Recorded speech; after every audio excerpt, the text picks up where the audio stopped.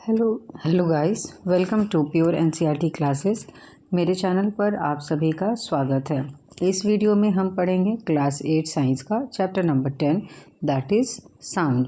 इसे हम NCERT book से लाइन बाय लाइन कवर करने वाले हैं। Along this, I will let you know about some important questions that can be asked in different examination. So let's start with our introduction part. How do you come to know that a period is over in your school?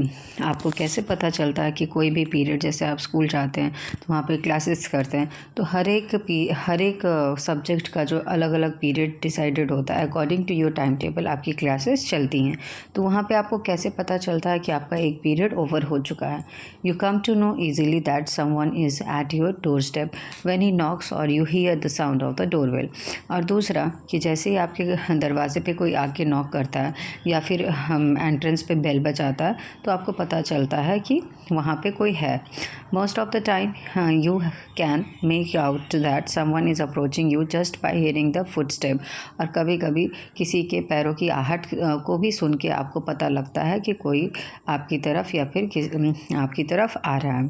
You might have played game called hide and seek. आपने एक game ज़रूर खेला होगा जिसका नाम है hide and seek. And in this game a person is blindfolded and has to catch the remaining players. तो एक इसमें क्या करते हैं, एक प्लेयर को उसके ऊपर आंखों पे पट्टी बांध देते हैं और फिर दूसरे द पर्सन ब्लाइंड फोल्डेड कर उसको पट्टी बांध देते हैं और वो फिर बाकी प्लेयर्स को ढूंढता है। How is the blindfolded person able to guess which player is closest to हर।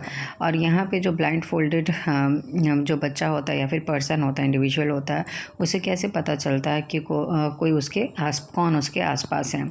यहाँ पे कुछ म्यूज़िकल इंस्ट्रूमेंट का इमेज आपको दिख रहा होगा, जैसे हारमोनियम, सितार, फ्लूइड, तबला। ठीक है, तो आगे हम देखते हैं साउंड जो है हमारी लाइफ में बहुत ही इम्पॉर्टेंट रोल प्ले करता है। आप एक बार इमेजिन करके देखिए कि अब बिना साउंड ना हो आपके आसपास तो आपकी ज़िंदगी कैसी होगी, आप कैसा फील करेंगे। तो it help us to communicate with one another. Sound की वजह से ही हम एक दूसरे से बातचीत कर पाते हैं, कम्युनिकेट कर पाते हैं, एक दूसरे की फीलिंग को समझ सकते हैं। ठीक है, we hear a variety of sound in our surrounding. और हम अपने आसपास बहुत सारे अलग अलग तरह के साउंड सुनने के लिए हमें मिलता है। ऐसे ही साउंड को आपको एक लिस्ट बनाना है जो कि आपको सराउंडिंग में सुनने के लिए मिलती है। In the music room of your school you hear the sound produce by the musical instrument. और आपके जैसे स्कूल में म्यूज़िक रूम है तो वहाँ पे बहुत अलग अलग तरह के म्यूज़िकल इंस्ट्रूमेंट होंगे जिसके साउंड्स आपको सुनने के लिए मिलते हैं, जैसे कि फॉर एग्जांपल फ्लूट हो गया, तबला और harmonium. How is sound produced. अब इसमें से साउंड प्रोड्यूस्ड कहते होता है, क्या ऐसा कारण है जिसकी वजह से साउंड का प्रोडक्शन होता है। How does it travel from one place to another. और जहाँ पे मान लीजिए आप रूम में बैठे हैं और बाहर रोड पे क्या हो रहा है, कोई व्हीकल आ रही है तो उसने हॉर्न मारा। आप तो रूम में बैठे हुए लेकिन आपको हॉर्न जो है जो रोड पे वहाँ पे बज़ हो रही है, वहाँ से आपके कानों में वो आवाज़ आ रही है। तो साउंड क्या कर रहा है, एक जगह से दूसरी जगह पे ट्रैवल करके आपके कानों में आ रहा है। इतना डिस्टेंस के बाद भी, इतनी दूरी होने के बाद भी आपको सुनाई दे रहा है। How do we hear sound. तो हम लोग साउंड सुनते कैसे हैं, and why are some sounds louder than. और कुछ जो साउंड होता है दूसरे साउंड से अलग होता है, ठीक है, लाउडर होता है, ज़्यादा होता है। We shall discuss such questions in this chapter. तो इन्हीं सब क्वेश्चंस का आंसर ढूंढने के लिए हमें इस चैप्टर को पढ़ना होगा और समझना होगा। तो लेट्स स्टार्ट।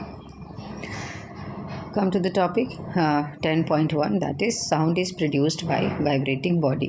Sound जो है कोई भी vibrating body है उससे प्रोड्यूस होता है। वाइब्रेटिंग मतलब जिसमें कुछ ना कुछ मूवमेंट हो रहा है, वाइब्रेशन हो रहा है। Touch the school bell when not in use. School bell को आपको टच करना है जबकि वो यूज़ में नहीं रहता है। व्हाट डू यू फील, तब आप क्या फील करेंगे। Again touch it when producing sound. और जब ये साउंड प्रोड्यूस कर रहा होगा तब उस समय आपको उसको टच करना है। Can you feel it vibrating. तो जब आपने उसको साउंड जब उस समय आफ्टर हिटिंग द बेल उसके बाद आपने जब उसको टच किया तब वहाँ पे कुछ ना कुछ आपको वाइब्रेशन उसमें महसूस होगी। यहाँ पे देखिए एक्टिविटी 10.1 में क्या कहा गया है। Take a metal plate. आप ये एक्सपेरिमेंट अपने घर पे भी कर सकते हैं। एक पैन लेना है मेटल का, उसको हैंग कर दीजिए जैसे यहाँ पे इमेज में दिखाया गया है। It at a convenient place in such a way that it does not touch any wall.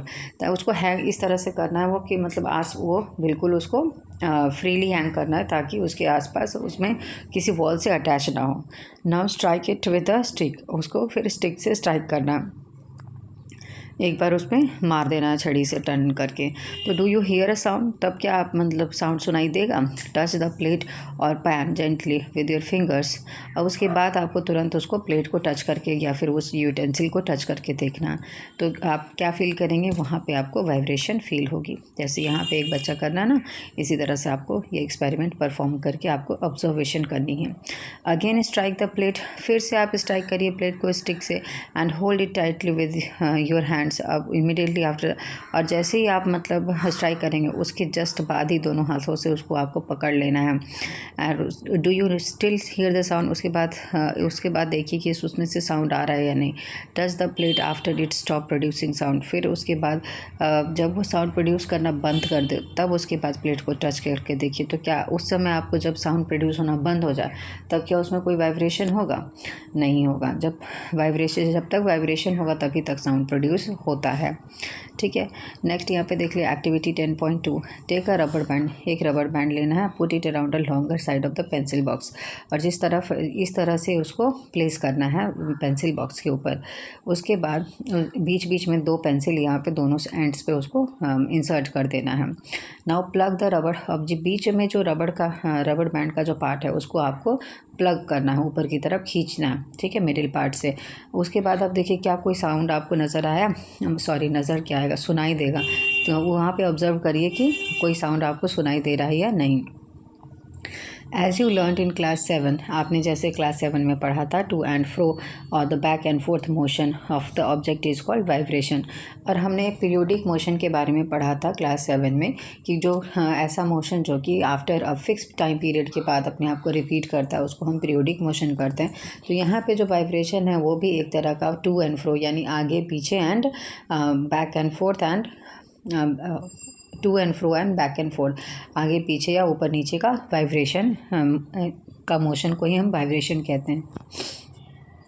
तब यहाँ पे एक बार फिर से डेफिनेशन को देख लेते हैं कि द टू एंड फ्रो और back and fourth motion of an object is called vibration. अगर वाइब्रेशन की डेफिनेशन लिखने के लिए आती है तो आप बस इतना सा लिखेंगे कि वाइब्रेशन क्या है। व्हेन टाइटली स्ट्रेच, और फिर आप एग्ज़ाम्पल उसमें इंक्लूड कर सकते हैं। मिनिमम एक से 2 एग्जाम्पल तो आपको देना ही होता है। तो when a tightly stretched band is plugged, जब एक टाइटली स्ट्रेच किया हुआ रबर बैंड को हम प्लग करते हैं तो वो क्या करता है? वाइब्रेट करता है वो। ठीक है, ऊपर नीचे वाइब्रेट करता है और उससे वो साउंड प्रोड्यूस करता है। When it stop vibrating it does not produces any sound. और वही मैंने आपको अभी बताया कि जब तक उसमें वाइब्रेशन होगा तभी तक उसमें से साउंड प्रोड्यूस होगा, अदरवाइज साउंड उसमें से प्रोड्यूस नहीं होगा। Now come to activity 10.3। Take a metal dish. एक मेटल का आपको डिश लेना है, पोर वाटर इन इट, इसमें पानी डालिए, strike it with the edge of the spoon, और इसके एजेस को, ऊपरी जो एज होता है इसका जो किनारा होता है उसको स्पून से स्ट्राइक करिए। Do you here sound? क्या आपको फिर साउंड सुनाई देगा? फिर से उसी तरह डिश को स्ट्राइक करिए, उसके बाद उसको टच करिए तो आपको क्या फील होगा? उसमें वाइब्रेशन फील होगा। स्ट्राइक द डिश अगेन, फिर से आप स्ट्राइक करिए। Look at the surface of, अब आप उसमें जो पानी देखेंगे वहाँ पे भी आपको वाइब्रेशन मूवमेंट जो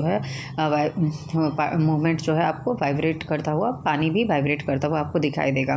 do you see any wave there? तो आप वहाँ पे नोटिस करेंगे, बिल्कुल वहाँ पे आप एक बार करके देखिए। जैसे इस तरह से प्लेट में पानी रखें तो यहाँ पे एजेस पे जो पानी है, जहाँ पे पानी का किनारा है, जब आप प्लेट को स्ट्राइक करेंगे तो आपको वाइब्रेशन जो है पानी में भी दिखाई देगा।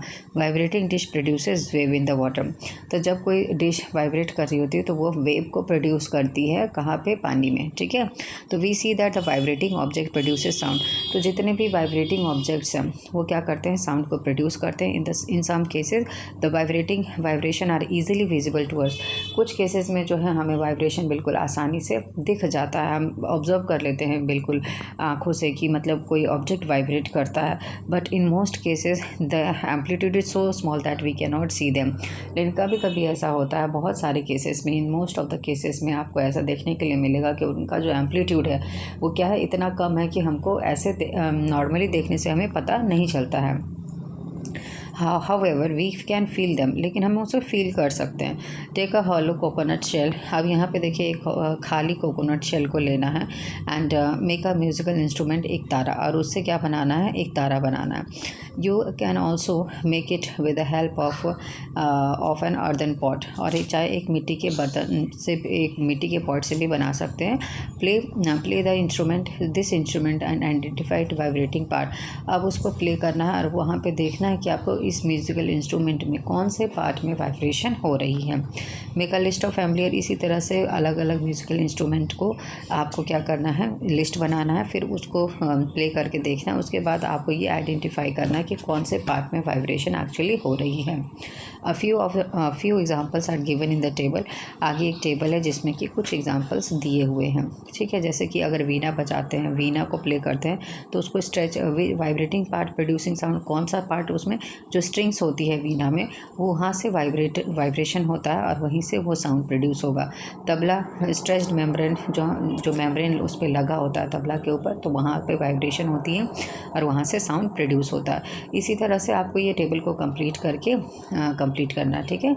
Many of you might have seen the manjira, the ghatam and the नूट एंड करताल, ठीक है। ये सारे म्यूज़िकल इंस्ट्रूमेंट के नाम है। This musical instrument are commonly used in many part of our country.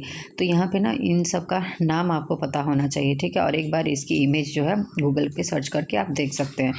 तो commonly used in many parts of our country, बहुत अलग अलग पार्ट, हमारी कंट्री के अलग अलग पार्ट में यूज़ किया जाता है। These instrument are simply beaten और स्टक्ड, और इसको स्ट्राइक किया जाता है इससे साउंड प्रोड्यूस करने के लिए। Can you name a few other musical instrument of this type. इस तरह का आप बता सकते हैं कि आप यहाँ पे देख सकते हैं इमेज में घटम, जो मतलब अर्दन पॉट, यहाँ पे क्या बजा रहे हैं, यहाँ पे जो अर्दन पॉट से जो म्यूज़िक प्रोड्यूस किया जा रहा है उसे हम क्या कह रहे हैं, घटम। और यहाँ पे मंजीरा यहाँ पे देख सकते हैं, जो दो अलग झाल जो बजाते हैं, ठीक है। A few more musical instruments यहाँ पे इमेज दिखाई गई, उन्हीं के बारे में बताया गया। आगे बढ़ते हैं। एक्टिविटी 10.5 में टेक 6 to 8 बाउल और टम्बलर, 6 इतने, मतलब यहाँ पे देख लीजिए कि 6 से 8 आपको टम्बलर या फिर बाउल लेना है, उनमें वाटर को फिल कर देना है डिफरेंट अलग अलग लेवल में, ठीक है। जैसे एक पे सबसे ज़्यादा, फिर उससे कम, फिर उससे कम, फिर उससे कम, ऐसे करके डिक्रीजिंग ऑर्डर में आप उसमें रख सकते हैं, ठीक है। फिर उसके बाद क्या करना है, नाउ टेक पेंसिल, एक पेंसिल लीजिए और आपको स्ट्राइक करना है उस पर हल्के हल्के ब्लो करते हुए। स्ट्राइक द बाउल जेंटली, और हल्के हल्के उस पर स्ट्राइक करना। Strike all of them in succession, यानी एक के बाद एक मतलब उस पर स्ट्राइक करते जाना है। You will hear pleasant sound, तो आपको क्या सुनाई देगा, एक अच्छा सा साउंड सुनाई देगा। दिस इज़ योर जल तरंग, तो ये क्या बन गया, जल तरंग, ठीक है, जल तरंग। यहाँ पे देखिए, व्हेन वी प्लग और the string of an instrument, जैसे कि कोई भी हम इंस्ट्रूमेंट का स्ट्रिंग को प्लग करते हैं, जैसे सितार हो गया, गिटार हो गया, the sound that we hear is not only that of the string, वो सिर्फ वो स्ट्रिंग की साउंड नहीं होती है। The whole instrument is force to vibrate, इसमें क्या होता है कि पूरा इंस्ट्रूमेंट ही वाइब्रेट करता है। And it is the sound of the vibration of the instrument that we hear, और हमें जो सुनाई देता है वो पूरे इंस्ट्रूमेंट का जो साउंड सुनाई देता है। Similarly when we strike the membrane of the mridangam, जब हम मृदंगम के मेम्ब्रेन को स्ट्राइक करते हैं तब द साउंड जो है वो सिर्फ हमें we hear is not only, सिर्फ उस मेम्ब्रेन का साउंड नहीं है वहाँ पे, बल्कि सिर्फ पूरी होल बॉडी जो इंस्ट्रूमेंट की है उससे जो साउंड प्रोड्यूस हो रहा है वो हमें सुनाई दे रहा है, ठीक है। क्लियर है। यहाँ पे देखिए पहली क्या कह रही है, when we speak does any part of our body vibrate, जब हम बोलते हैं तो क्या हमारे बॉडी का कोई पार्ट वाइब्रेट करता है, तो आप सोच के बताइए कि करता है कि नहीं। Next come to the next topic 10.2 sound produce by human. अब हमारे द्वारा जो साउंड प्रोड्यूस किया जाता है उसके बारे में हम जानते हैं। Speak loudly for a while और अ सिंग अ सॉन्ग। ठीक है, दोनों में से कोई एक चीज़ करके देखिए कि या तो आप ज़ोर से बोलिए थोड़ी देर के लिए या फिर गाना गा के देखिए। और बज़ लाइक अ बी या फिर बजिंग करिए करके। Put your hand on your throat as shown in figure 10.8। अब उसके बाद जब आप बजिंग कर रहे हैं करके उसके बाद आप थ्रोट पे ना अपनी फिंगर्स को रख के देखिए कि क्या फील हो रहा है, वहाँ पे कोई वाइब्रेशन आपको फील हो रहा है। In human the sound is produce by voice box. तो हमारे अंदर से जो साउंड प्रोड्यूस होता है वो वॉइस बॉक्स की वजह से होता है, जिसे हम लारिंग्स कहते हैं। Put your fingers on the throat. अब आप अपने फिंगर को थ्रोट पे जब आप बोलते हैं तब आप थ्रोट पे रख के देखिए and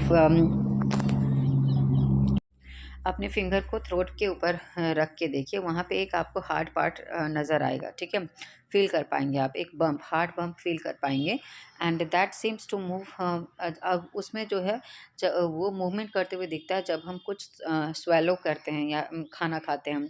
and this part of the body is known as the voice box. और यहाँ पे ये क्या कहलाता है, वॉइस बॉक्स कहलाता है। It is at the upper end of the wind pipe. और ये इसकी प्लेसमेंट कहाँ पे होती है, जो अपर पार्ट है ना हमारा विंड पाइप का, उसके ऊपर होती है। ठीक है, अपर पार्ट में होती है। At it is the upper part, upper end of the windpipe. And two vocal cords, यहाँ पे दो वोकल कोड होता है, are stretched across the voice box और the larynx in such a way that leaves a narrow. अब यहाँ पे दो वॉइस वोकल कोड होता है जो कि दोनों को ऐसे स्ट्रेच किया जा रहा है कि लारिंग्स in such a way that एक नैरो स्लिट जो है between them for a passage of air के पैसेज के लिए एक नैरो स्लिट वहाँ पे नज़र आता है। यहाँ पे देख सकते हैं वॉइस बॉक्स इन ह्यूमन, यहाँ पे ये इमेज सेकंड में देख सकते हैं। ठीक है, when the lung forces air through the slit, जब लंग से जो है एयर स्लिट के थ्रू बाहर आता है, द वोकल कोड वाइब्रेट, तो वोकल कोड जो है हमारा वाइब्रेट करता है और साउंड प्रोड्यूस करता है। Muscle attach to the vocal cord can be make the cord tight और लूज। और जो मसल अटैच होते हैं वोकल कोड से वो कोड को टाइट या फिर लूज कर सकते हैं। When the vocal cord are tight and thin, जब वो टाइट होता है तो क्या होता है, थिन होता है। एंड द टाइप और quality of the voice is different from, और उस समय जो है वॉइस में से उस समय जब टाइट और थिन होता है उस समय वॉइस की क्वालिटी डिफरेंट होती है एज़ कम्पेयर्ड व्हेन, जबकि वो लूज़ होते हैं और थिक होते हैं। Let us see how the vocal code function. अब आगे हम देखेंगे कि हमारा जो वोकल कोड है वो कैसे काम करता है। एक्टिविटी 6.6 10.6, टेक टू रबड़ स्ट्रिप। दो रबड़ स्ट्रिप लेना है आपको, यहाँ पे देख लीजिए इस तरह से। And same size, place these two pieces of the above the one another. एक एक के ऊपर एक रखना है, the other, and stretch them tight, उसको पूरी टाइटली उसको स्ट्रेच करना। Now blow air through the gap between them. अब इनके बीच में जो गैप है उसके बीच से क्या करना है, एयर को ब्लो करना है। तो उसमें क्या करेंगे, तब वहाँ पे क्या होगा, sound is produced. You you can also take you can also take a piece of paper with a narrow slit and hold it between the two fingers and hold it as shown in the figure 10 point। यहाँ पे देखिए इस तरह से आप paper भी ले सकते हैं और इसको आप उसे ब्लो करेंगे तो उसमें से क्या होगा, साउंड प्रोड्यूस होगा। ठीक है, हम इस तरह का एग्जांपल मतलब आप देख सकते हैं कि एक पहले क्या होता था गांव में ना, एक किसी किसी चीज़ का स्टेम के यूज़ से ना विसल बनाते थे। ठीक है, तो वहाँ पे भी आप सेम यही एक्सपेरिमेंट, यही चीज़ काम करती है। ठीक है, working of the vocal code, जो लोग विलेज से बिलोंग करते हैं उनको ज़रूर इसके बारे में पता होगा। बच्चे ज़्यादातर ना वैसे सीटी बजा के मतलब उसे खेलते हैं। ठीक है, नेक्स्ट यहाँ पे आ जाइए। The vocal cord in man are about 20 mm long. जो वोकल कोड होता है मैन में वो 20 मीटर। अब यहाँ पे एग्जाम पॉइंट ऑफ व्यू से ये लाइन इंपॉर्टेंट है, देख लीजिए कि मैन का जो वोकल कोड का लेंथ होता है वो 20 mm लॉन्ग होता है। ठीक है, उसके बाद द वुमेन उसके बाद द वुमेन यानी यहाँ पे हो गया 2 सेंटीमीटर लॉन्ग हो गया मैन का। And in women these are about 15 mm long, और वुमेन के केस में 1.5 सेंटीमीटर हो जाएगा। तो children have very short vocal length. बच्चों की जो वोकल लेंथ होती है उसकी लेंथ बहुत ही ज़्यादा छोटी होती है। And this is the reason why the voice of the man, women and children are different. और वोकल लेंथ, वो कोड की लेंथ अलग अलग होने की वजह से ही मैन, वुमेन और चिल्ड्रन की जो वॉइस होती है वो अलग अलग आपको सुनाई देती है। ठीक है, now come to the next topic, that is 10.3 sound needs a medium for propagation. बहुत ही ज़्यादा इंपॉर्टेंट टॉपिक है एग्जाम पॉइंट ऑफ व्यू से। इसमें से क्वेश्चन, एक क्वेश्चन अगर आप किसी भी तरह का एग्जाम दे रहे हैं, कॉम्पिटिटिव एग्जाम दे रहे हैं, तो आप अगर साउंड से क्वेश्चन आता है तो इस टॉपिक से तो ज़रूरी क्वेश्चन आता है। तो देख लेते हैं क्या है इसमें। When you call up your friend who is standing at a distance, जब आप किसी अपने दोस्त को बुलाते हैं तो your friend is able to hear your voice, तो आपका फ्रेंड आपकी आवाज़ को सुन पाता, तभी तो आपके पास आता है। How does the sound propagate travel to her, तो आपकी जो साउंड है उस तक पहुंची कैसे, वो उसको देखते हैं एक्टिविटी 10.7 में। टेक अ मेटल और अ ग्लास टम्बलर, एक मेटल या फिर ग्लास का टम्बलर लेना है। Make sure that it is dry, एकदम ड्राई होना चाहिए। उसमें अपना सेलफोन को रख दीजिए। Remember that the cellphone must not be kept in water, आपको ध्यान रखना है कि उसमें पानी बिल्कुल ना हो, नहीं तो आपका सेलफोन ख़राब हो जाएगा। Ask your friend to give a ring और a call in the same, फिर आप अपने फ्रेंड को बोलिए कि उस पर कॉल करे, उस नंबर पे जो जो फ़ोन आपने ना टम्बलर के अंदर रखा है। Now surround the rim of the tumbler with your hand, अब उसके बाद ना ऊपर का जो पोर्शन होता है उसे आप कवर कर लीजिए।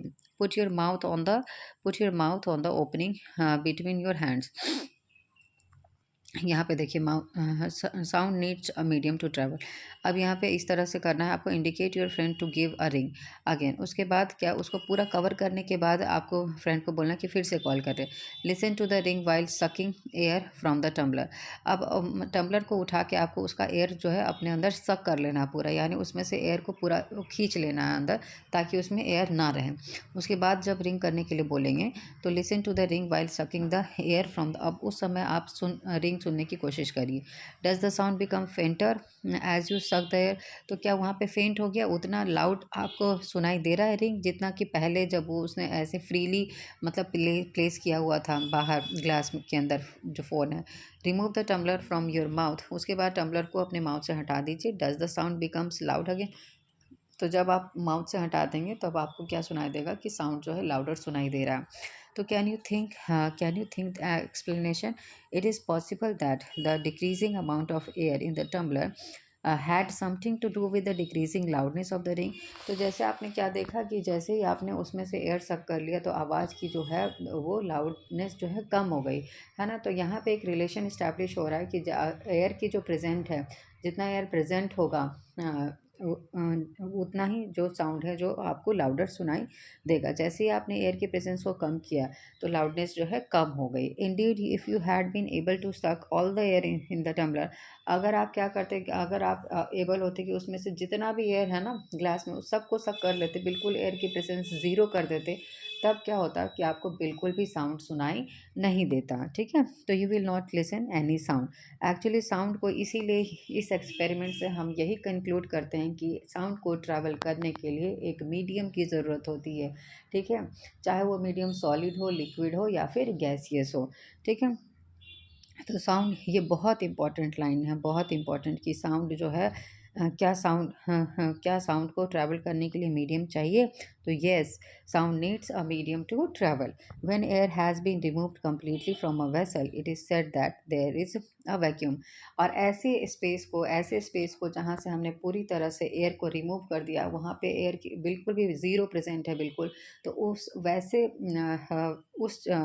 वेसल, अगर किसी वेसल में से हमने पूरे एयर को निकाल दिया, ठीक है, वहाँ पे बिल्कुल भी एयर की एब्सेंस हो गई है, तो उस वैसे वेसल को हम कहते हैं वैक्यूम। ठीक है, ऐसा हम क्रिएट कर सकते हैं। तो वेसल को, हाँ, वहीं यहाँ पे वैक्यूम के बारे में बता दिया गया कि when air has been remove completely from a vessel, जब किसी वेसल से हम एयर को बिल्कुल कम्प्लीटली उसमें रिमूव कर देते हैं तो ऐसे वेसल को हम वैक्यूम कहते हैं। The sound can not travel through the vacuum, और जो साउंड है वो वैक्यूम में कभी भी ट्रैवल नहीं करता है। ठीक है, और साउंड को एक मीडियम की ज़रूरत होती है ट्रैवल करने के लिए। तो ये इसमें से कंक्लूज़न है और ये इम्पॉर्टेंट है एग्ज़ाम के लिए। ठीक है, नेक्स्ट एक्टिविटी हम देखते हैं 10.8। टेक अ बकेट और अ बाथ टब, एक बकेट लीजिए और एक bath tub, fill it with water, अब उसको वाटर से भर दीजिए। Take a small bed into bell, एक छोटी सी घंटी लेनी है आपको और उसको डिप कर देना है पानी के अंदर, वहाँ पे शेक करना water to produce sound. Make sure that the bell does not touch the body of the bucket, अब वहाँ पे आप देखिए कि आप बकेट की बॉडी को वो टच ना करे जो बेल आपने लिया है। ठीक है, अब place your ears gently in the water, water के सरफेस के ऊपर आप क्या करें, अपना कान रखिए। Careful, sound should not enter your the water. अभी ऐसा भी नहीं कि आपको कान को बिल्कुल पानी में डिप कर देना, आपको ये ध्यान रखना है कि जो है आपका कान में पानी ना जाए। Can you hear the sound of the well, क्या आपको सुनाई देगा? Does it indicate the sound can travel through the liquid? Oh, that is how whales and dolphins might be communicating under water. तो आपको साउंड सुनाई देगा और इस तरह से पहेली कह दिए कि ओ, तो इसीलिए जो है डॉल्फिन जो है कम्युनिकेट कर पाती हैं, और डॉल्फिन और व्हेल्स जो है कम्युनिकेट कर पाते हैं पानी के अंदर। Let us find out if the sound can travel through solid also. अब हम देखेंगे कि क्या साउंड जो है सॉलिड्स में भी ट्रैवल करता है। तो can take a metre scale, एक मीटर स्केल लीजिए लॉन्ग हो, एक metre scale, take a metre scale लीजिए या फिर एक लंबा मेटल का रॉड ले लीजिए। एक एंड को पकड़िए और दूसरे एंड को कान पे लगाइए। दूसरे दो फ्रेंड मिलके कर सकते हैं। Ask your friend to gently scratch the tap at the other end. तो आप अपने दोस्त को कहिए कि एक एंड पे वो स्क्रैच करे उसको, मीटर स्केल को या फिर जो भी मेटल रॉड आपने लिया है। तो can you hear the sound of the scratching, क्या आप साउंड सुन पा रहे हैं स्क्रैचिंग का? Ask your friend surrounding you if they were able to hear the same sound. और आप सुन पा रहे हैं कि नहीं, ये देखिए, आइए ऑब्जर्व करिए और फिर अपने फ्रेंड से भी पूछिए कि उसे वो साउंड सुनाई दे रहा है या नहीं। तो इससे ये पता चलेगा कि sound travelling through a metre scale, तो कैसे कोई साउंड सॉलिड में भी ट्रैवल करता है। ठीक है, अगर मीडियम चाहिए साउंड को ट्रैवल करने के लिए तो कोई सा भी मीडियम हो सकता है, चाहे वो सॉलिड हो, लिक्विड हो या फिर गैसियस हो। You can also perform the above activity by placing your ear at one end of the long wooden or metallic table। Table के एंड पे भी आप मतलब दो साइड में, एक साइड से आप ईयर अपना प्लेस कर लीजिए और दूसरी साइड से एक फ्रेंड को उस पर टेबल को स्क्रैच करने के लिए कहिए। तो आपको उसका साउंड जो है, स्क्रैचिंग का साउंड दूसरे एंड पे भी सुनाई देता है। तो we find that the sound can travel through the wood और द मेटल। तो हमने ये देखेंगे कि जो साउंड है वो ट्रैवल करता है वुड और मेटल से। In fact sound can travel through any solid. और इसे कंक्लूड कर सकते हैं इस एक्सपेरिमेंट से कि जो साउंड है वो किसी भी सॉलिड से ट्रैवल कर सकता है। ठीक है, किसी भी सॉलिड के थ्रू ट्रैवल करता है। You can perform interesting activities to show the sound that can be travel through the string and make and you ever made a toy telephone. एक एक्सपेरिमेंट है यहाँ पे, देखिए छोटी क्लासेस में कराया जाता है कि टॉय इस तरह से टेलीफोन बनाया जाता है। एक थ्रेड बीच में अटैच कर दिया जाता है, दो यहाँ पे जो रीयूजेबल जो cup, sorry, use and throw वाले जो कप्स होते हैं ना, पेपर कप्स, उसकी उसकी मदद से बनाया जाता है। तो can you say that the sound can travel through the string. तो आप यहाँ पे क्या कह सकते हैं, क्या साउंड जो है स्ट्रिंग से ट्रैवल कर रहा है? टॉय टेलीफोन, यहाँ पे देखिए इमेज है इस तरह से टॉय टेलीफोन का। We have learned that so far that vibrating object, हमने क्या शुरू से ही हम पढ़ते आ रहे हैं इस चैप्टर में कि जो भी चीज़ें वाइब्रेट करेंगी वो क्या करेंगी, वो साउंड प्रोड्यूस करेंगी। It is carried in all direction in the medium. और ये मीडियम के हर एक डायरेक्शन में ट्रैवल करती हैं। द मीडियम कुड भी, अब ये मीडियम कुछ भी हो सकता है, गैस हो सकता है, लिक्विड हो सकता है और सॉलिड हो सकता है। ठीक है, तो how do we hear it, तो हम कैसे सुन पाते हैं उसको? तो हम ये आगे इस टॉपिक में यही पढ़ेंगे आगे कि हम कैसे सुन पाते हैं। We hear sound through our ears, तो हम अपने ये जो साउंड है वो कैसे सुनेंगे? ईयर से सुनते हैं, हम अपने ईयर्स की हेल्प से सुनते हैं। अब यहाँ पे भी एक बहुत ही इंपॉर्टेंट टॉपिक आ रहा है एग्जाम पॉइंट ऑफ व्यू से, तो आप ध्यान से सुनिएगा। The shape of the outer part of the year is like a funnel. Funnel की शेप में हमारा आउटर जो ईयर का जो शेप है वो कैसा है? फनल के शेप में है। एंड व्हेन साउंड एंटर, जब इसमें साउंड एंटर करता है, it travel down to the canal at the end of which there is a thin stretch membrane. अब ये कनाल के थ्रू एक छोटा सा पाथ है जो कि अंदर जाता है और वहाँ पे क्या एक हमारा एक मेम्ब्रेन लगा हुआ है, उस पर जाके स्ट्राइक करता है।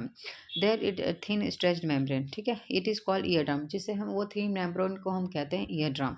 It performs an important function, ये एक बहुत ही इंपॉर्टेंट फंक्शन को परफॉर्म करता है। To understand that ear drum does, let us build a tin can model of the ear drum. अब यहाँ पे एक टिन कैन मॉडल बनाना है ईयर ड्रम का। ठीक है, टेक अ प्लास्टिक और टिन कैन, एक कैन लेना है प्लास्टिक का या फिर हो सकता है टिन का, एक प्लास्टिक या फिर टिन का कैन लेना है। Cut one and, cut it's and, उसके एंड्स को कट कर देना। स्ट्रेच द पीस ऑफ रबड़ balloon across one end of can be and fasten it with a rubber band. एक एंड पे क्या लगा दीजिए, बलून से उसको कवर कर दीजिए और उसको फिक्स कर दीजिए किससे, रबर बैंड से। पुट 4 और 5 grain on the dry serial on the stretch rubber band. और जहाँ पे हमने बलून जो रखा है उसके ऊपर क्या करना है कि 4-5 ग्रेन्स रख देने, दाने, किसी भी अनाज का दाना रख देना। Now ask your friend to speak hurray hurray. अब अपने फ्रेंड को कहिए कि वो हुर्रे हुर्रे बोले नीचे दूसरे एंड से, फ्रॉम द ओपन एंड, जहाँ से खुला हुआ है tumbler. Now observe what happen to the grain.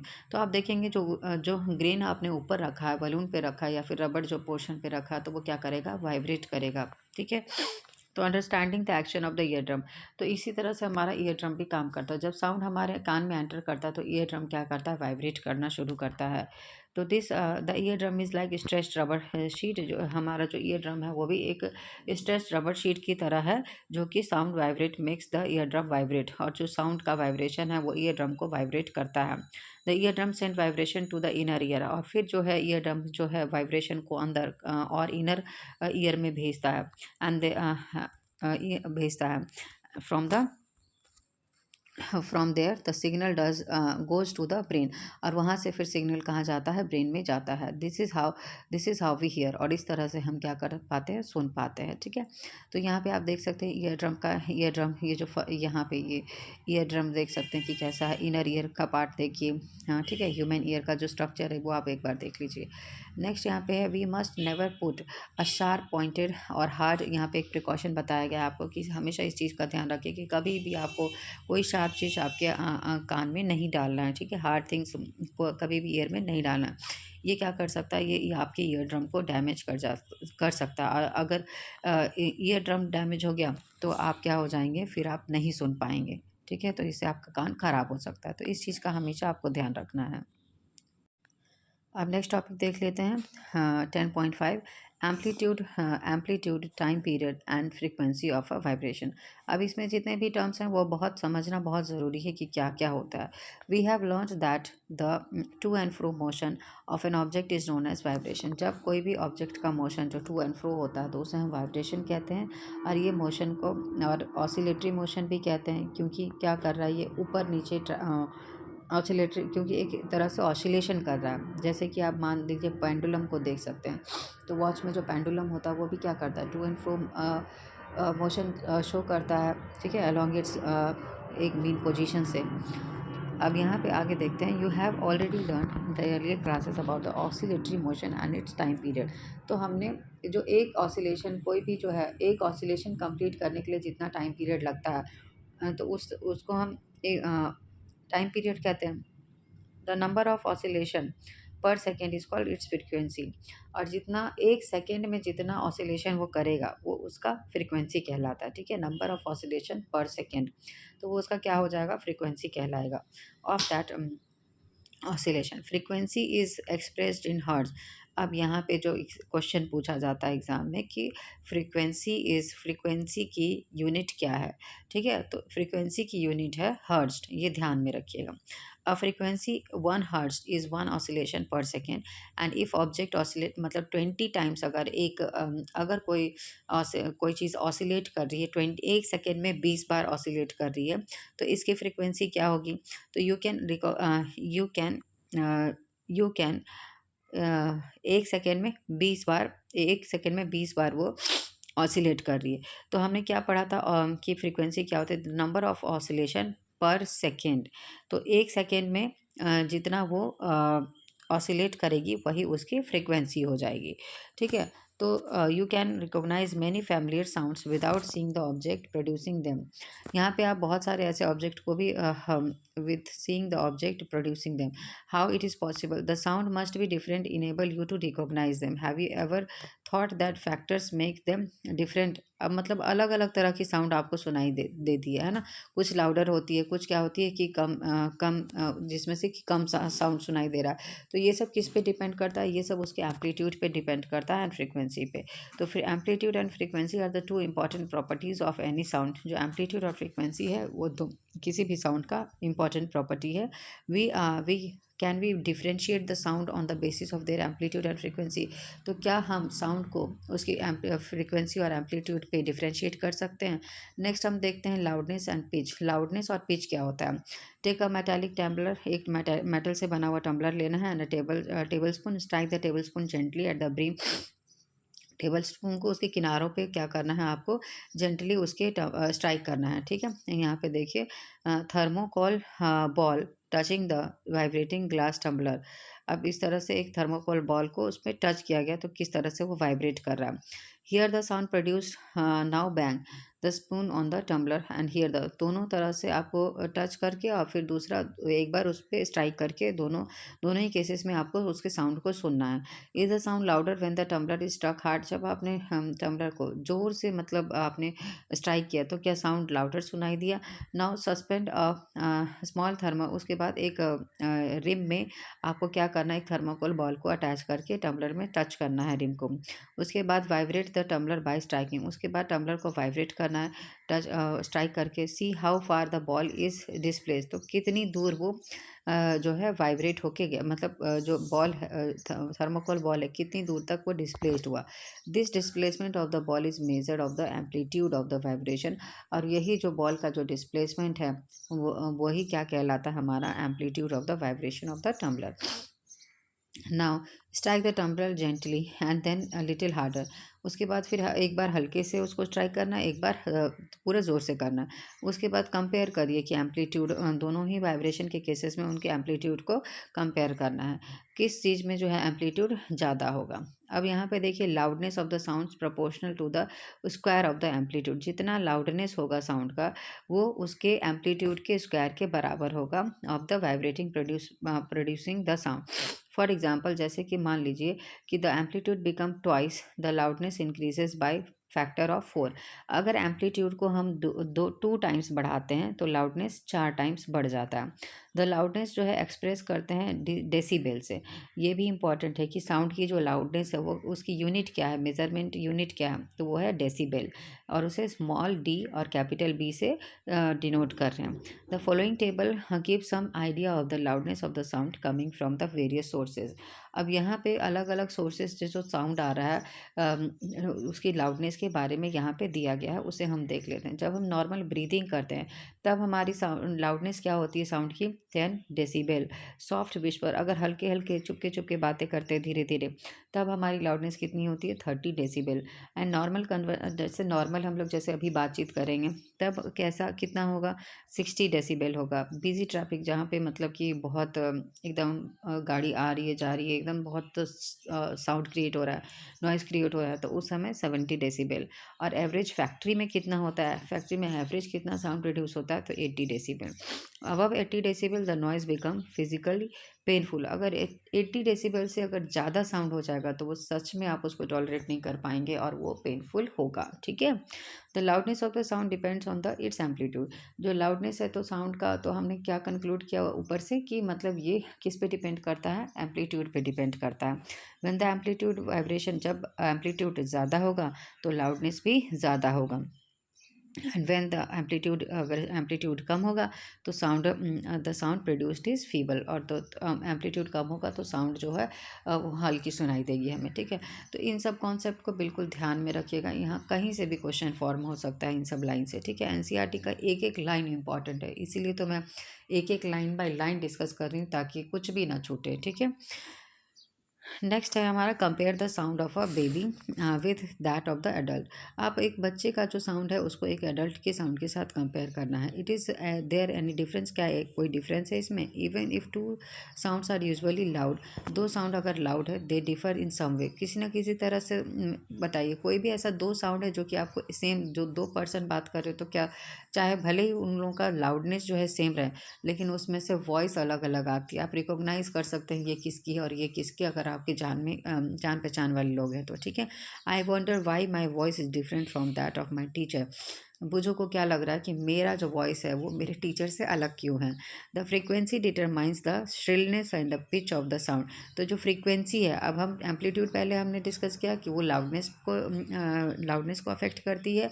अब हम पढ़ेंगे कि फ्रीक्वेंसी किस चीज़ को अफेक्ट करती है। तो फ्रीक्वेंसी जो है उससे श्रिलनेस, शार्पनेस मतलब जो वॉइस का होता है या फिर पिच जो होता है साउंड का, वो डिसाइड करती है।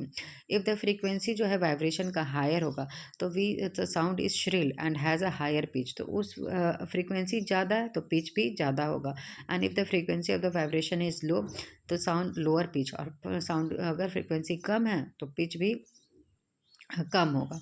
फॉर एग्जांपल कि drum vibrate with the lower frequency, drum जो है लोअर फ्रीक्वेंसी से वाइब्रेट करता है तो इतना हमें चुभता नहीं, श्रिलनेस नहीं है इसमें। तो therefore it produces low pitch sound. On the other hand whistle, जैसे विसिल है जो उसको हम अगर ब्लो करते हैं तो it has a high frequency, इसकी फ्रीक्वेंसी हाई है, श्रिलनेस हाई हो जाएगी, ठीक है, पिच भी इसकी हाई होगी। Therefore produces a sound of the higher pitch. A bird makes high pitched sound, bird जो कैसे चर्पिंग जो है साउंड आपको सुनने में तो अच्छा लगता है लेकिन उनकी फ्रीक्वेंसी क्या होती है, बहुत ज़्यादा होती है। लेकिन जबकि लायन अगर रोर करेगा तो उसकी पिच जो होती है लो होती है। And however roar of a lion is very loud, लेकिन जो लायन की जो पिच अगर पिच क्या है अगर कम है तो लाउडनेस ज़्यादा है, while the sound of the bird is quite feeble. ठीक है। Every day you here a voice of the, अब यहाँ पे एम्पलीट्यूड और फ्रिक्वेंसी का भी रिलेशन हमें पता चल गया, ठीक है। And if every day you hear the voice of the children and adult, रोज़ हम सुनते हैं किसी बड़े का या फिर किसी बच्चे का आवाज़। Do you find any difference in their voice, तो क्या आप उसके वॉइस में कुछ डिफरेंस पता चलता है। Can you say that the frequency of the voice of a child is, जो बच्चे की जो फ्रिक्वेंसी है वॉइस की वो हायर है as compared to adult. And usually the voice of the women has a higher frequency than that of the man, और जो वुमेन की साउंड की फ्रिक्वेंसी है वो ज़्यादा होती है as compared to the that of the man, ठीक है। तो फीमेल की फ्रिक्वेंसी, वॉइस की फ्रिक्वेंसी ज़्यादा होती है और मेल की वॉइस की फ्रिक्वेंसी कम होती है। नाउ 10.6 में देखिए, ऑडिबल एंड इनऑडिबल साउंड, कौन सी साउंड हम सुन पाते हैं और कौन सी साउंड हम नहीं सुन पाते हैं। इससे भी एक इम्पॉर्टेंट क्वेश्चन निकल के आता है जिसे मैं बताऊंगी। We know that we need a vibrating body for product, sound को प्रोड्यूस करने के लिए हमें एक वाइब्रेटिंग बॉडी की ज़रूरत होती है। Can we hear the sound of all vibrating bodies, क्या हम साउंड सुन सकते हैं सभी वाइब्रेटिंग बॉडी का। The fact that sound of the frequency less than 20 vibration per second cannot be detected by the human ears, तो हमारा जो कान है वो अगर साउंड की फ्रीक्वेंसी जिसकी जो फ्रीक्वेंसी है 20 हर्ट्ज से कम है तो हम उसे नहीं सुन पाते हैं, ठीक है। तो इस ये इंपॉर्टेंट लाइन है। सच साउंड्स आर इनऑडिबल, 20 हर्ट्ज से कम की फ्रीक्वेंसी की साउंड होगी तो हमारी ह्यूमन के लिए इनऑडिबल होगी, जो कि हमें सुनाई नहीं देगा, ठीक है। एंड आगे बढ़ते हैं। ऑन द हायर साइड, अगर हम बढ़ते हुए ऊपर की तरफ देखें तो sound of the frequency higher than 20,000 vibration per second, यानी 20 किलो हर्ट्ज जो होगा उससे अगर ऊपर की साउंड होगी तो वो भी हमें सुनाई नहीं देगा। इसीलिए यहाँ पे आती है important line, for the human ear range जो है हमारा जो कि ऑडिबल है हमें, वो क्या हो गई 20 हर्ट्ज से लेके 20,000 हर्ट्ज तक, ठीक है। तो इस चीज़ का ध्यान रखिएगा, एग्जाम्स में पूछा जाता है ये line. Some animals can hear sound of 20 frequency higher than, कुछ जो एनिमल्स हैं हमारे वो 20,000 हर्ट्ज से भी ऊपर की फ्रीक्वेंसीज को सुन सकते हैं, जैसे कि हमारा प्यारा डॉग्स, जो डॉग्स होते हैं वो उनकी एबिलिटी होती है कि वो 20,000 हर्ट्ज से भी ऊपर की फ्रीक्वेंसीज के साउंड को सुन सकते हैं। The police uses higher frequency whistles which dogs can hear but human cannot, जो पुलिस होती है वो 20,000 हर्ट्ज से भी हायर फ्रीक्वेंसी के विसल्स यूज़ करती हैं, जो कि ह्यूमंस तो नहीं सुन सकते लेकिन डॉग सुन सकते हैं।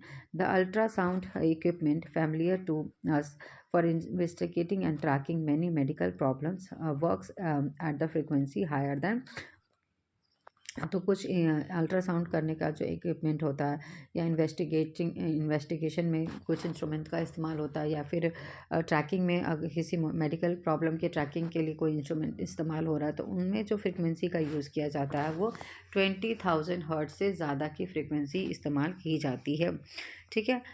और हमारे लिए वो क्या हो गया, वो रेंज जो हो गई साउंड की वो इनऑडिबल हो गई, ठीक है। नेक्स्ट है नॉइज़ और म्यूज़िक। नॉइज़ और म्यूज़िक में क्या फ़र्क है? We hear different type of sound around us. हम अपने चारों तरफ क्या सुनते हैं? अलग अलग तरह का साउंड सुनते हैं। Is a sound always pleasing? क्या हमें हर आवाज़ सुनाई अच्छी लगती है? मान लीजिए एक तरफ की गिटार बज रहा है और दूसरी तरफ जो है ट्रैफिक का शोर है, तो क्या आपको ट्रैफिक का शोर अच्छा लगेगा या फिर गिटार बजना अच्छा लगेगा? Is a sound always pleasing? तो ठीक है। तो कुछ जो साउंड होता है हमें डिसकम्फर्ट लाते हैं हमारे लिए, ठीक है, वो हमें पसंद नहीं आता, हम उसमें कंफर्टेबल फील नहीं करते हैं। Some sounds are present to our ears. और कुछ जो है गाने सुना लीजिए हमें, तो हम कैसे प्यार से सुनते रहते हैं बैठ के, है ना। तो whereas some sounds are not. तो कुछ जो है प्लीजेंट लगते हैं हमें और कुछ जो है हमें प्लीजेंट नहीं लगते हैं। Suppose construction worker is construction work, मान लीजिए आपके आसपास नेबरहुड में कहीं कंस्ट्रक्शन हो रहा है, तो वहाँ मशीनरी की आवाज़ आ रही है, पूरा एकदम हैमर की आवाज़ आ रही है, तो वो भी हमारे लिए प्रॉब्लमेटिक हो जाता है। Are the sound coming from the construction side pleasant? Pleasing क्यों? क्या प्लीज़ करते हैं वो? हमें नहीं करते हैं। Do you enjoy the sound produce bye horn और द बसेज? या फिर आप ट्रैफिक की आवाज़ सुन लीजिए, वो भी हमें प्लीज़ नहीं करता। सच अनप्लीजेंट जो जितने भी, इसीलिए हम क्या कंक्लूड कर सकते हैं इससे, कि जितने भी अनप्लीजेंट साउंड है जो कि हमें डिसकम्फर्ट फील करवाते हैं, वो कहलाते हैं नॉइज़। वो क्या कहलाता है? नॉइज़।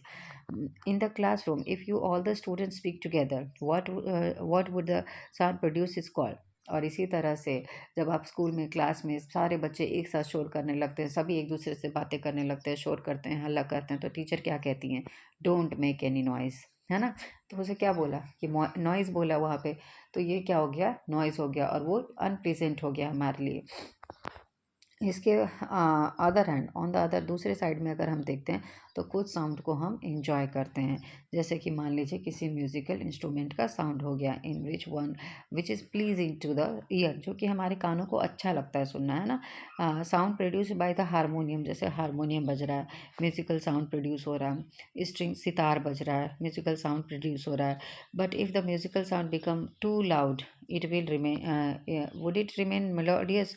मान लीजिए आप इसके कंपेयर में आप मान लीजिए बगल में डीजे बजा लीजिए, ठीक है, तब क्या वो प्लीजेंट लगेगा? वो भी पूरा लाउड, तो प्लीजेंट लगेगा कहीं से? वो नहीं लगता है, वो भी एक नॉइज़ में कन्वर्ट हो जाता है।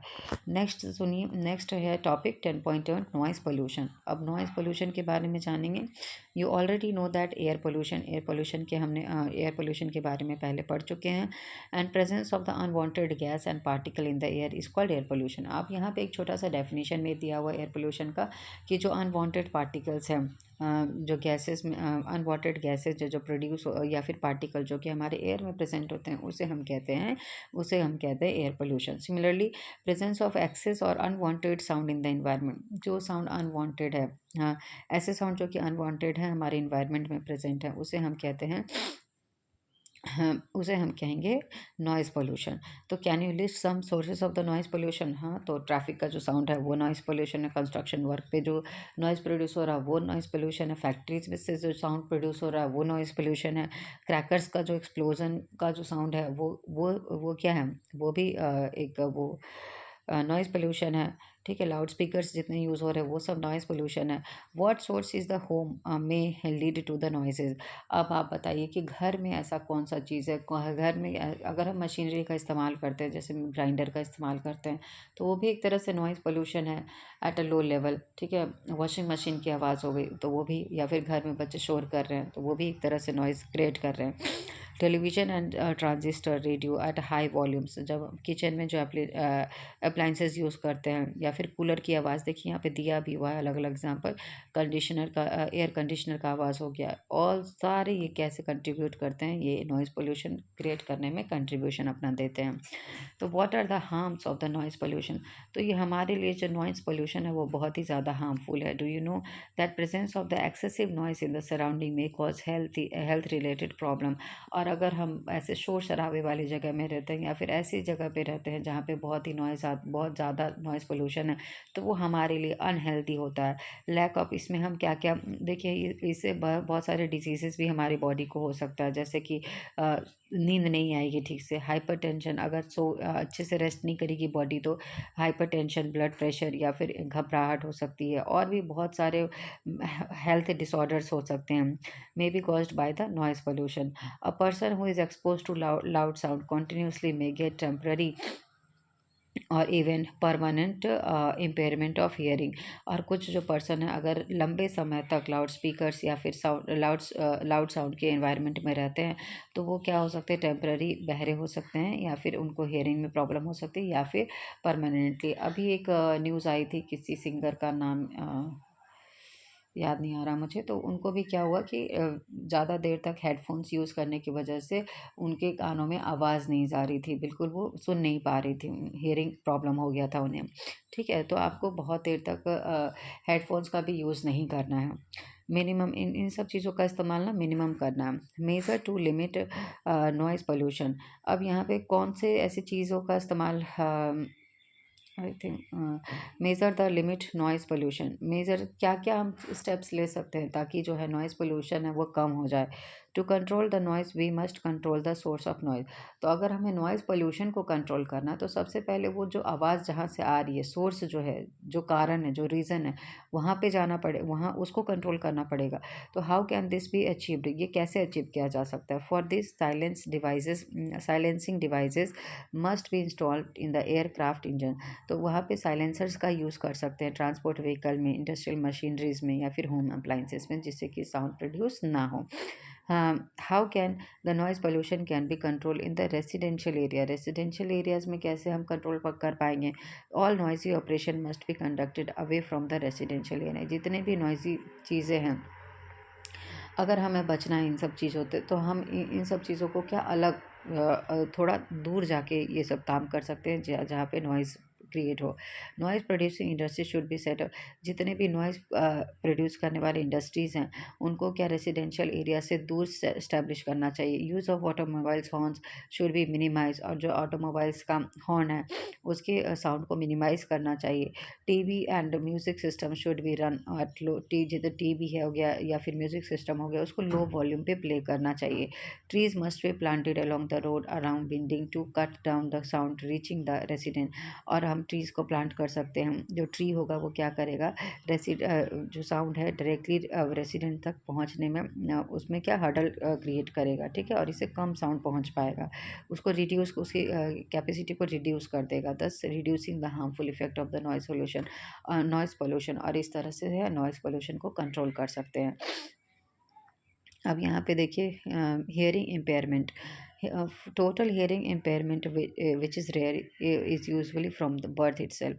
अगर कोई पर्सन बचपन से मतलब बिल्कुल ही नहीं सुन पा रहे हैं तो वो क्या हो सकता है, उनका ये बाय बर्थ ये प्रॉब्लम हो सकता है। ठीक है, इसको कहते हैं total hearing impairment.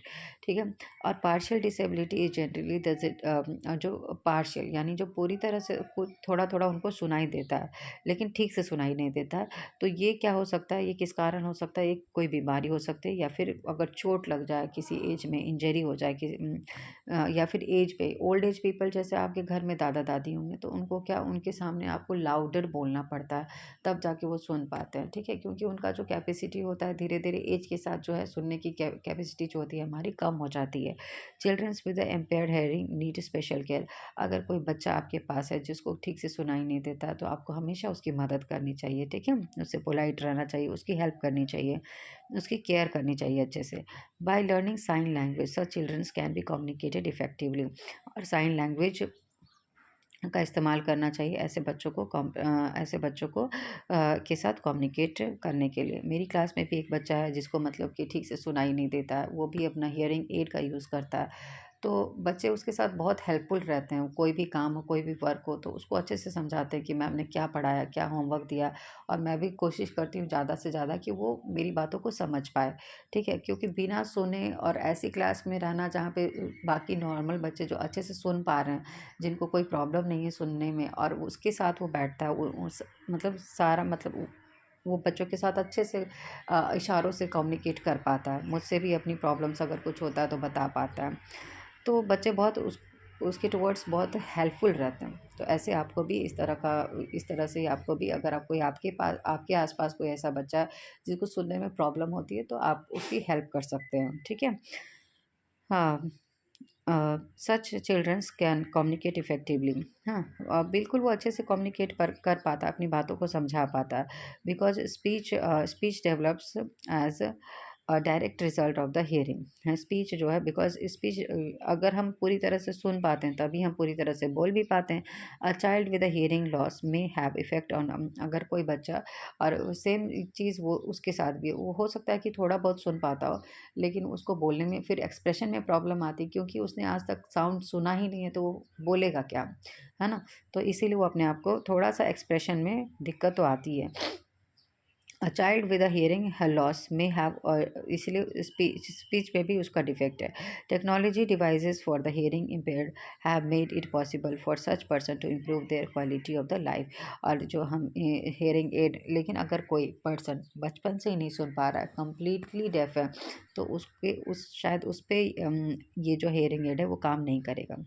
Society can do much to improve the living environment for the hearing impaired. और सोसाइटी जो है अपना कंट्रीब्यूशन देके, उनके प्रति पोलाइट रह के, उनके प्रति हेल्पफुल रह के एक अच्छा इन्वायरमेंट क्रिएट कर सकते हैं उनके लिए। ठीक है, help them to live normal life, और उनको हेल्प करें ताकि वो ऐसा ना सोचे कि मतलब उनकी लाइफ में अगर नहीं सुन पा रहे हैं तो कुछ एबनॉर्मलिटी है, उसको उनको बिल्कुल भी ऐसा फील ना होने दें। ठीक है, उनको एक नॉर्मल लाइफ जीने में उनकी मदद करें। अब आ जाते हैं कीवर्ड पे। Amplitude, eardrum, frequency, hertz, larynx, loudness, noise, oscillation, pitch, time period, vibration, voice box and windpipe. Summary देख लेते हैं। Sound is produce by vibrating object, जब कोई ऑब्जेक्ट वाइब्रेट करता है तो वहाँ पे साउंड प्रोड्यूस होता है। In human being the vibration of the vocal code produces sound.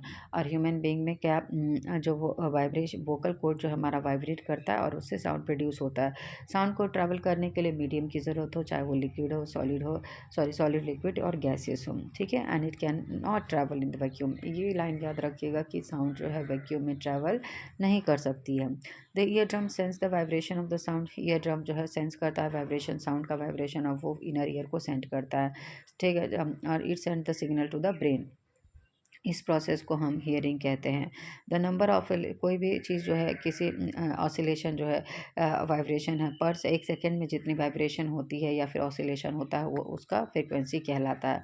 Frequency को हम हर्ट्ज में एक्सप्रेस करते हैं। जितना लार्जर अगर एम्पलीट्यूड होगा वाइब्रेशन का, उतना ही साउंड लाउडर होगा। हायर फ्रीक्वेंसी होगा वाइब्रेशन का तो हायर पिच होगा और साउंड जो है श्रीलर होगा। अनप्लेजेंट साउंड जो है उसे हम नॉइज़ कहते हैं। एक्सेसिव और अनवांटेड साउंड को lead to noise pollution. Excessive ज़्यादा अनवांटेड साउंड प्रोड्यूस हो जाए तो उसे हम वो नॉइज़ पोल्यूशन क्रिएट करते हैं, और नॉइज़ पोल्यूशन जो है हमारे हेल्थ के लिए बहुत ही प्रॉब्लम क्रिएट कर सकते हैं। अटेम्प्ट शुड बी मेड, इन सब नॉइज़ पोल्यूशन को कम करने की हमें हर लेवल पे कोशिश करनी चाहिए। एटलीस्ट अपने लेवल पे तो कोशिश करें कि आप मतलब आपसे कोई साउंड, आप ऐसा कुछ अनवांटेड साउंड प्रोड्यूस ना करें। Plantation on the road side and elsewhere can reduce the noise pollution. और देखिए, एयर पोल्यूशन का भी solution plantation of tree, noise pollution का भी सोल्यूशन प्लांटेशन ऑफ ट्री। तो इसलिए आप पेड़ लगाइए और इन सब से छुटकारा पाइए। ठीक है, तो आई होप कि मैं आप ये चैप्टर अच्छे से समझा पाई हूँ। अगर आपको ये वीडियो अच्छा लगा तो वीडियो को लाइक करिए, सब्सक्राइब करिए, अपने दोस्तों के साथ शेयर करिए, and this will motivate me to make more videos. Meet you in the next video. Till then, take care and thank you so much for listening. Thank you so much.